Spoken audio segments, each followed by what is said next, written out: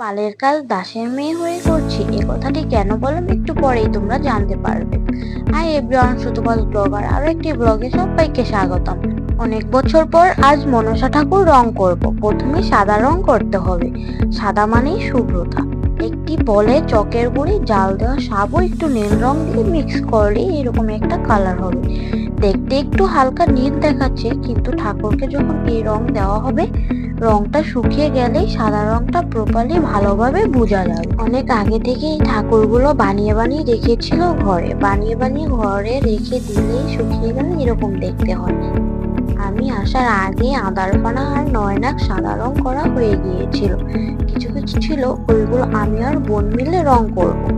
এখানে 21 নাগ অনেকগুলো ছিল, এইগুলো সাদা রং করা হবে। এইদিকে জেঠি ঠাকুর মুছে মুছে দিচ্ছিল আর বোন ওই ঠাকুরগুলোকে সাদা রং করছে। তখন বলছিলাম না যে পালের কাজ দাসের মেয়ে হয়ে করছি, তার কারণ হলো যে কোনো ঠাকুর বলো বা যে কোনো মাটির জিনিস বলো না কেন, এইসব কাজ পাল মশারাই করে থাকে। এর আগে আমার জেঠি পালের মেয়ে ছিল, তখন অনেক মাটির কাজ করতো, অনেক জিনিসপত্র বানাতো, ওই অভ্যাসটাই রয়ে গেছে। তাই এখনো মাটির কাজ করে। এখন দাসের ছেলে বিয়ে করে এই বাড়িতেও মাটির কাজ করে। আমি জেঠির দেখা দেখি হালকা পাতলা মাটির কাজ করি, তার কাজে অনেকটাই হেল্প করেছি এই কয়েকদিন যাবৎ। তাই বলেছিলাম পালের কাজ দাসের মেয়ে হয়ে করছি। এত কথা না বলে আমিও কাজে লেগে পড়লাম। প্রথমে সাদা রং করে নিচ্ছিলাম, এই হচ্ছে নয়না। পরে 21 নাগও রং করে নিচ্ছিলাম। আমার সাথে আমার ছোট বোনও রং করছিল। আদার পানাগুলো যেটি আগেই রং করে রেখেছিল। এক এক করে সব ঠাকুর সাদা রং করা হয়ে গেছে। এখন হচ্ছে ফাইনাল রং করব। প্রথমে 21 নাগ নিয়ে প্রতিটা সাপকে হলুদ রং করে রেখে দিতে হবে, রংটা শুকনো অবধি। 21 নাগের সাপের মাথায় কালো আর লাল দিয়ে কেটে নিব। সাপের শীর্ষেও কালো আর লাল দিয়ে রং করে নিয়েছি। নাগের বুকে কিছু ফুল আঁকছে, মাঝখানে সাপের রং করে নিয়েছিলাম। তারপর চোখে ফেলেছিলাম, দিয়ে আলতা শেপ করে লাল রং করে দিচ্ছি।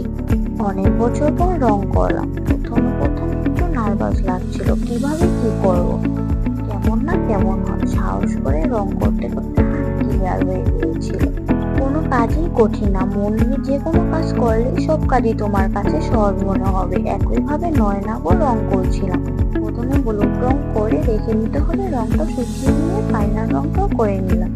আদারপানা রং করতে বেশি সময় লাগে আর ফুলও আঁকতে হয় না, তাই ওই ঠাকুরগুলো জেঠি সব রং করে রেখেছি। 21 নাগ আর নয়নাগ ঠাকুর রং করতে একটু ঝামেলা, তাই আমিও করে নিয়েছিলাম সবগুলো ঠাকুর রং কমপ্লিট করতে মোট 6 দিন লেগেছে। শ্রাবণ মাসে সেই দিয়ে মনসা পুজো হয়। পূজার 1 সপ্তাহ আগেই ঠাকুর বানিয়ে রেখে দিতে হয়, কারণ অনেকেই অর্ডার দিয়ে যায় ঠাকুর বানানোর জন্য। পূজার 2 থেকে 3 দিন আগে এসে ঠাকুর নিয়ে যায় কাস্টমাররা। ভিডিওটি আজ এই পর্যন্ত। আশা করি ভিডিওটি অনেক অনেক ভালো লেগেছে তোমাদের। আর ভিডিওটি ভালো লাগলে অবশ্যই like, comment, share and subscribe করে দিও। আর পাশে থাকা বেল আইকনটি ক্লিক করে দিও। দেখা হবে নেক্সট ভিডিওতে। ততক্ষণের জন্য টাটা, বাই।